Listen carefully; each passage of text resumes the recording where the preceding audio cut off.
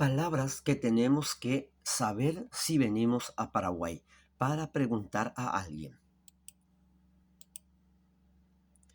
¿Cuándo viniste? Aracaé Pareyu. Aracaé Pareyu. ¿Cómo estás tú? Baeshapa Reikonde. Baeshapa Reikonde. ¿Dónde vive, señor? Mo Pareiko Caray. Mo Pareiko Caray. O Mo Pareiko Cuñacaray, señora. ¿Qué pasó en tu casa? Baepa oikonde rógape. Bae oikonde rógape. ¿Por qué no viniste? Baere pandereyui. Baere pandereyui. ¿Cuánto? Bobupa. ¿Quién? Mabapa. Mabapa. Mabapico. ¿Quién es? Mabapico. ¿Quién es? ¿Dónde? Moopa. Moopico. ¿Dónde fue? ¿Cómo? Baeshapa. Baeshapico. ¿Cómo fue?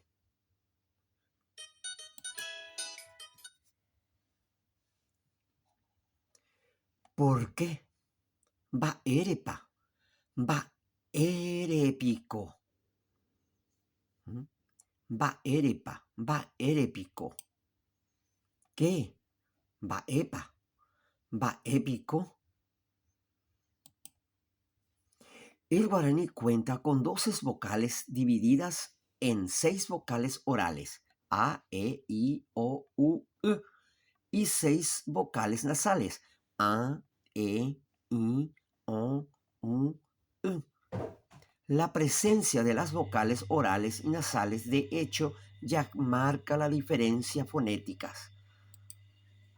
Ejemplo: pita, talón, pita, talón. Punta, rojo, punta, rojo. Pora, fantasma, pora, fantasma, bicho. Y pora, lindo. Espero que les haya gustado esta clase de guaraní. Nos vemos en la siguiente clase.